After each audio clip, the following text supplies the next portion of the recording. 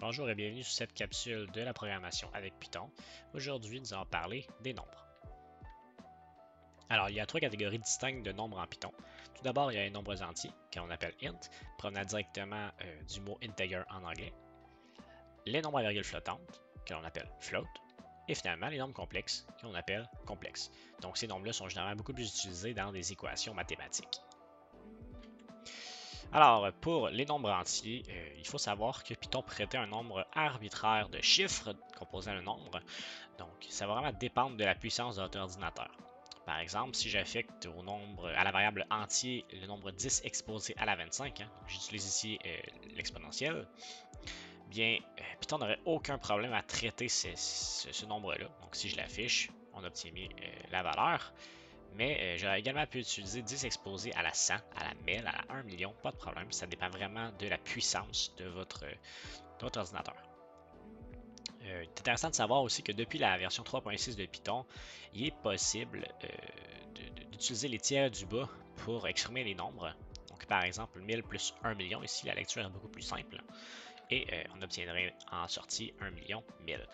Donc Python conserverait les tirets du bas et c'est vraiment plus simple à lire. Donc, par exemple, pour le 10 à la 25, là, de dire que ça c'est 10 à la 25, c'est un peu plus compliqué, mais avec les tirets du bas, ce serait plus simple.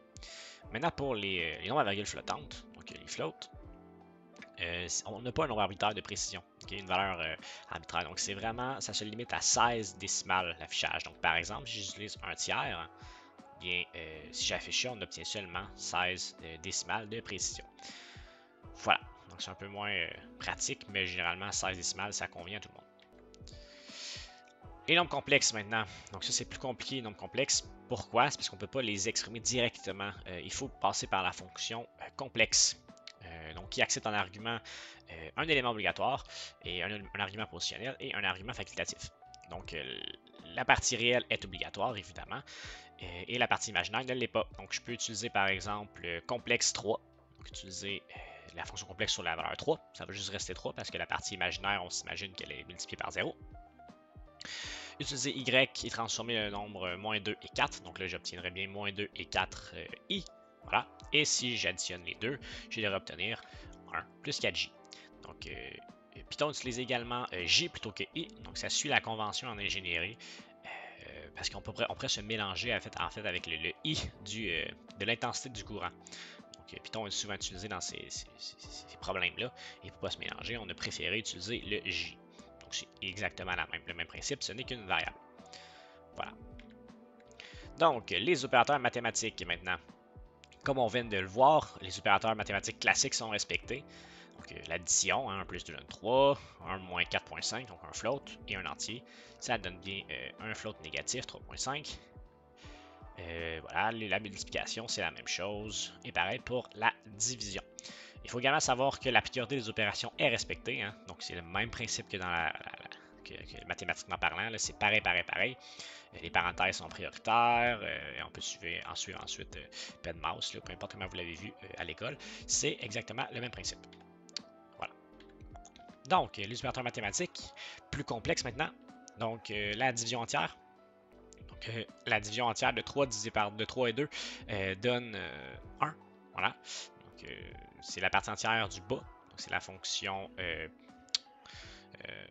escalier, là, mais c'est la partie du bas qu'on récupère, qu'on garde. Le symbole modulo. Le symbole modulo, je le rappelle, c'est la division entière de 7 par 2 multiplié par la seconde valeur, et on soustrait ça à la valeur, à la première valeur. Donc, la division entière de 7 par 2, c'est 3. 2 fois 3, 6, et 7.6, 1. Donc, ça, c'est la modulo, qui est très pratique. Maintenant, l'exponentielle, bon, ça, on l'a vu précédemment, c'est assez simple. 2 exponentielle 3, c'est la 8. C'est seulement 2 étoiles, 2 astérisques. Leur utilisation comme fonction, maintenant. On a vu la fonction complexe qui pouvait s'exprimer comme étant une fonction pour convertir donc nos valeurs, nos entiers, nos floats, peu importe, en nombres complexes. Mais on peut également utiliser le int et le float exactement de la même manière. Donc, si je transforme le 3,5 par exemple en entier, ben, c'est le même principe que garder la partie entière de 3,5. Donc, par exemple, 3,5 c'est 1.5, et donc int de 1.5 devrait nous donner 1. Float, c'est le même principe. Float de 5 devrait nous donner 5.0.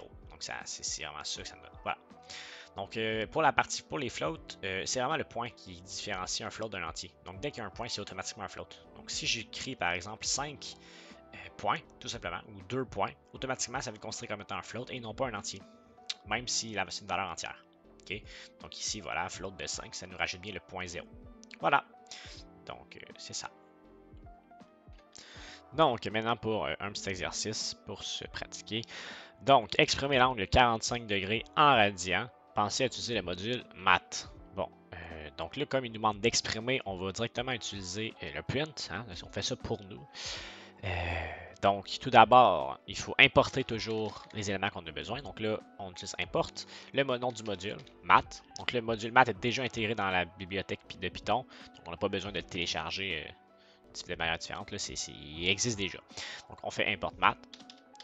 Souligne. Et ensuite, pour afficher ça, donc on se rappelle que pour transformer un angle en radian, il faut multiplier l'angle par pi et le diviser par 180, hein, donc c'est une simple proportion. On pourrait également multiplier par 2pi et diviser par 360, là, ça fait exactement la même chose, parce que c'est proportionnel. Donc, on utilise directement 45, multiplier.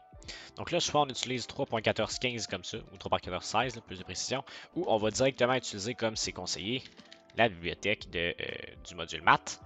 Donc la variable pi, on utilise, donc on appelle le math, on fait un point pi pour aller chercher l'élément associé à la variable, qui est un float, hein, ça le dit. Donc float avec minimum, donc avec maximum 16 chiffres à virgule de précision. Donc décimal, et on divise par 180. Et voilà. Donc de ça, on affiche ça, on exécute ce code-là. On obtient bien notre valeur. Donc, voilà pour ça.